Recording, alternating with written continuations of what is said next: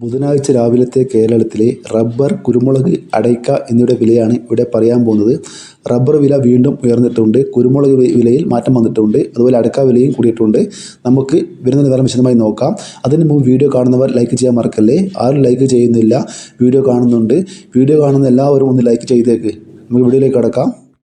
Rubber board വില Kottayam RSS-4 1 kilo 213 രൂപ, RSS-5 1 kilo 209 രൂപ, ISNA 20 192 രൂപ, ലാറ്റസ് 60% 142 രൂപ 65 പൈസ. ഇന്ന് റബ്ബർ വിലയിൽ RSS-4 വിലയിൽ മാറ്റമില്ല. RSS-5 50 പൈസ കൂടിയിട്ടുണ്ട്. ISNA 20 1 രൂപ 50 പൈസയും ലാറ്റസ് 60%-ന് 1 രൂപ 5 പൈസയും കൂടിയിട്ടുണ്ട്. ഇനി നമുക്ക് റബ്ബർ വില കൊച്ചി നോക്കാം. RSS-4 1 കിലോ 213 രൂപ, RSS-5 1 കിലോ 209 രൂപ. ഇനി നമുക്ക് വ്യാപാരി വില നോക്കാം. കോട്ടയം RSS-4 205 രൂപ, RSS-5 201 രൂപ. DSS 185 രൂപ മുതൽ 155 രൂപ 50 പൈസ വരെ. ഇനി നമുക്ക് ഒട്ടുപാൽ വില നോക്കാം. 60% DSL ഒട്ടുപാൽ 105 രൂപ 75 പൈസ, 70% DSL ഒട്ടുപാൽ 124 രൂപ, 80% DSL ഒട്ടുപാൽ 141 രൂപ.